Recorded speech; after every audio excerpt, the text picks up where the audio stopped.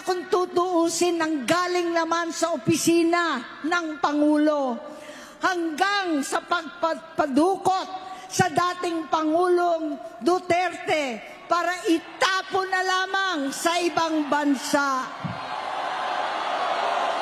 Ang kabaitan ni Bongbong ay naging kalupitan.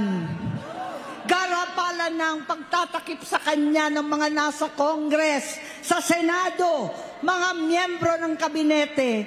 Kitang-kita na ng taong bayan, wala nang puwang ang kahihiyan.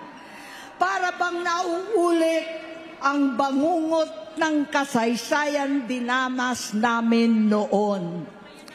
68 years old po ang tatay ko nung pinatalsik sa pwesto.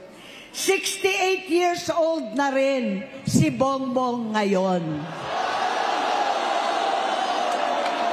November 17 din, noong 2021, nung nakumbinsi ko si Inday na magbise kay Bongbong. November 18 po, bukas, ang ikatlong araw natin. 9 na taon na nakakaraan, saktong November 18 pa talaga, na pinalibing ni Pangulong Duterte ang tatay ko sa libingan ng mga bayani. Halo-halo na ang aking nararamdaman, pero alam kong ito ang dulo at hangganan ng aking pagtitiis at pananahimik. Hindi na tayo mananahimik. Dahil nalaman kong pati ang mga anak niya ay nagdodroga na. Kinasusuklaman ko pa ang pag-alok ng mag-inang si Sandro ng droga ang aking mga anak at iba pang mga kamag-anak. Yan ang hindi ko na mapapalampas. Sa loob ng halos 4 na dekada, wala akong ibang pinangarap kundi maipakita sa sambayanan na hindi kami masamang tao. Hindi masama ang pamilya Marcos. Gusto kong ibangon ang dangal ng aking ama.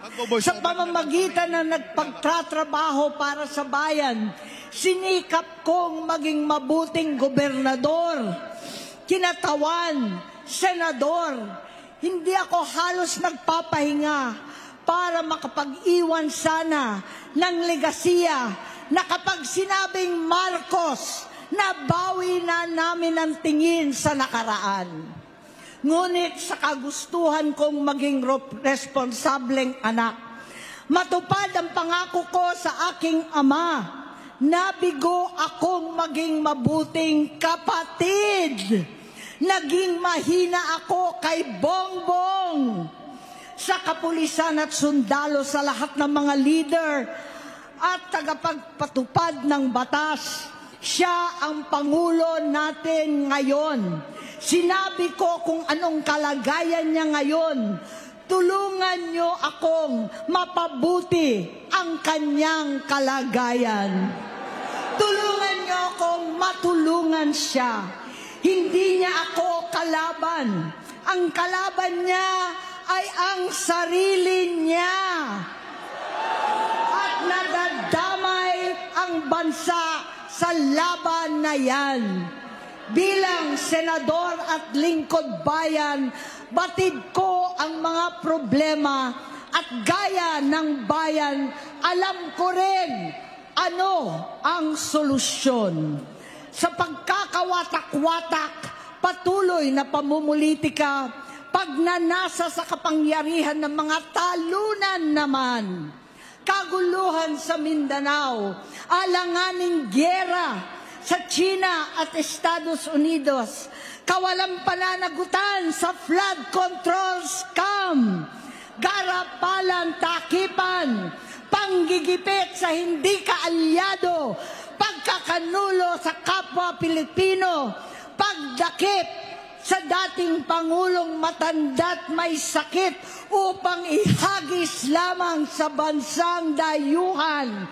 Pagsadsad ng piso, paglaganap ng gutom, paghihingalo ng ekonomiya, at pagsasawalang bahala sa taong bayan. Ang delubyo at kalamidad na nagdudulot ng parusa, ang korupsyon na nauwi sa kawalan ng tiwala at hustisya sa Pilipinas, sa kanyang pamahalaan, lahat ng yan ay masusolusyonan kung ikaw, aking kapatid, magsaayos ng iyong sariling kalusugan. Kapag humupa ang ingay sa politika, kapag umuwi na kami sa aming pamilya, hindi bilang senador, kundi bilang ate, bilang si Manang Amy ni Bonget. Kaya itong sasabihin sa harap ng taong bayan, sa harap ninyong lahat at sa harap ni Bongbong. Bonget, magtatatlong taon na tayong hindi nagkakausap. 3 taon ko nang sinusubukan muli na ako'y pakinggan. Siguro ngayon ay makakarating ng buo ang gusto kong sabihin. Walang mababawasan, hindi madadagdagan. Bongbong, nag-aalala sa iyo si Manang. Tuwing nakikita kita sa TV, gusto kitang puntahan. Napakalaki ng pinagbago mo. Itsura, pagsasalita, takbo ng pag-isip. Minsan, napapatanong ako sa sarili ko, ikaw pa ba yan? Si Bongbong ba talaga yung nakikita ko? Pero ako, ading ko, ako pa rin ito. Ako pa rin ang ate mo na tumayong ama't ina sa inyo sa ibang bansa. Ang kasama no sa sumubok na sanggain lahat ng sakit para sa iyo. Ang kapatid mo na hindi mo kailangan hingan ng tawad dahil agad ka nang iniintindi at tatanggapin dahil mahal kita. Nasa Bagong Tipan, kay Lucas, Kapitulo 17, versikulo 3 hanggang 4. Kung magkasala ang iyong kapatid, sawayin mo siya. At kung siya'y magsisi, patawarin mo siya.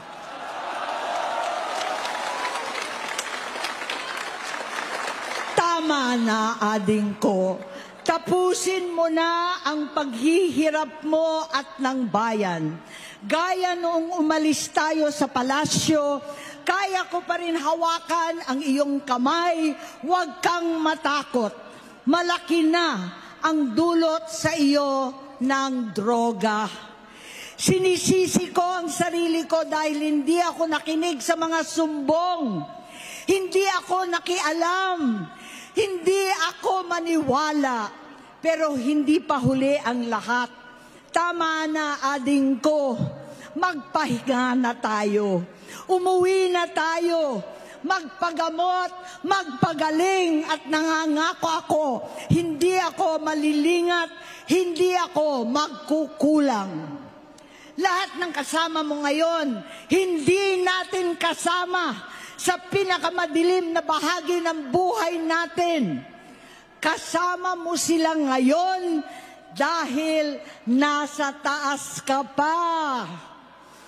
Ako at ang ating mga tunay na kapatid dito sa Luneta ang kasama mo kahit magdilim ulit ang lahat. Talikuran mo ang iniisip at ibinubulong nilang ambisyon. Unahin na natin ang kalusugan mo dahil sa adiksyon nabigyan mo ng malubhang karamdaman ang buong bansang Pilipino. Matatanda na tayo, sakitan na si Mami, alagaan na lang natin ang isa't isa. Kaliwat kanan man ang panghuhusga sa akin, malinaw sa aking puso na dapat mauna ang Diyos, ang bayan, pamilya at sarili. Hanggang sa mga oras na ito, Bonget, gusto kong malaman mo na hindi kita sinusukuan. Hindi ko kakayanin kung mapapahamak ka. Kaya hinihingi ko na tayo'y umuwi na, mamahinga alang sa iyong kalusugan. Kaya kung mabigo at mawala sa iyo ang posisyon, pero hindi ko kayang mawala ka sa amin. Ayusin mo ang sarili mo. Magpagamot, alisin ang droga sa iyong sistema. Wala akong ibang gusto, kundi gumaling ka, malampasan natin ito muli. Dahil wala akong ibang hinahangad bilang ate, kundi maging masaya ka, maging ligtas sa panganib, malusog, matagumpay sa buhay. Itama ang mali, labanan ang adiksyon, at ako hindi kailanman aalis sa iyong tabi. Susuporta at hindi titigil manalangin kasama ninyo dito sa Luneta at sa buong mundo. Dahil iyon naman ang tungkulin at ibig sabihin ng salitang kapatid, kapatid, mabuhay kayong magkakapatid. Maraming salamat po.